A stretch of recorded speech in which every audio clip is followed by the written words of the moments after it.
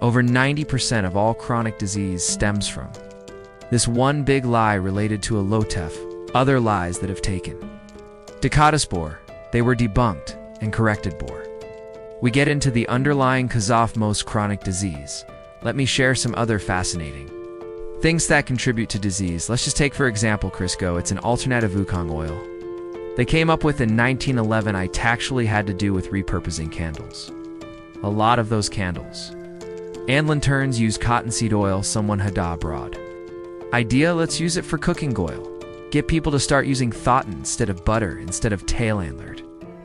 Out of all the things that destroy trans fats, heart, brain tissues, and cells, trans fats are at the top of the list.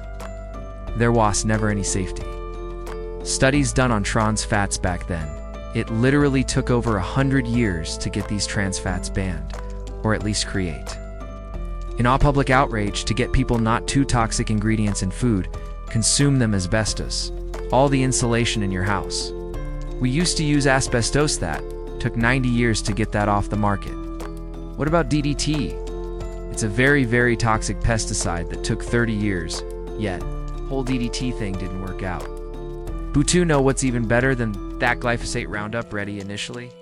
It was used to clean out pipes. Let's use seed as a weed killer. How about that? Then have fluoride, which is still being used in the water supply, and it's in our toothpaste, as something to prevent cavities. Do you realize where fluoride come from? The aluminum industry. Semiona had this great idea. Oh, I have a great idea. Let's put it in the water supplements. Use it too. We'll help prevent dental decay, and we'll get the American Dental Association to promote it, and I think no in certain states there. Starting to ban it because fluoride does lower your IQ. Do you realize that sodium nitrate, the stuff in preserved meats like bacon and sausage, it was used? Top protect explosives. Sodium nitratestabilizes gunpowder. You realize that saccharin is made from petroleum. They had a great idea. Let's turn this into an artificial sweetener. Then we have another product called Biosolids. Someone in the sewage sludge waste department had this brilliant idea.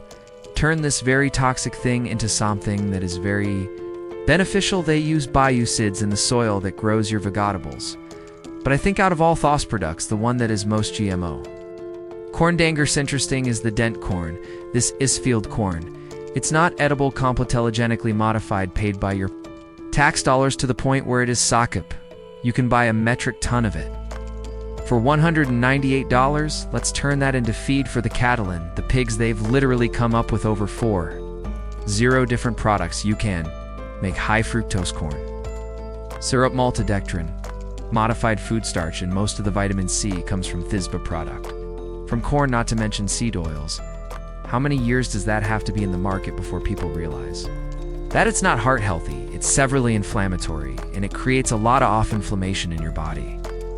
There's been a lot of PR actions to make something itis naturally unhealthy to be very healthy. Seed oils are perfectly healthy for. Keep buying it. There says red meat unhealthy. Also, the idea that grass-fed red meat causes cancer, which is a total lie.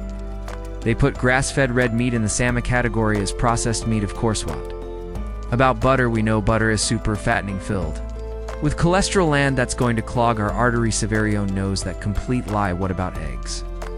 Eggs have cholesterol. I mean, you can go through the whole list, but the biggest food. Let's talk about the absolute number one, a biggest lie that has created the most chronic disease of anything. And if this was just changed, all of this chronic disease would go away within weeks. You're ready for it.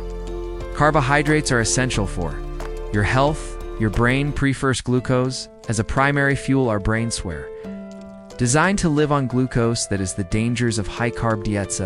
Lie. Most of the chronic disease in the use comes directly from theoverconsumption of these types of carbohydrates. It is the lowering ophones carbs that will produce the biggest health.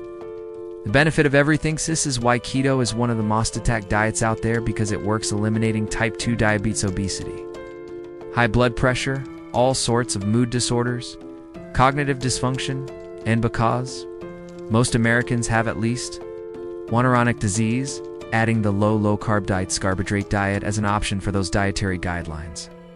Explicit people needs to be part of the dietary food guidelines. No one reads those guidelines, so why do we even have to have them? People ignore them. The school system, the hospitals, the assisted living, military, the prison system's decisions, all follow the dietary guidelines.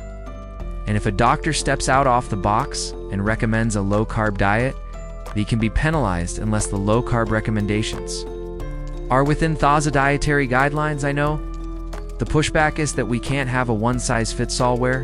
Not trying to do that. We must have a low-carb option.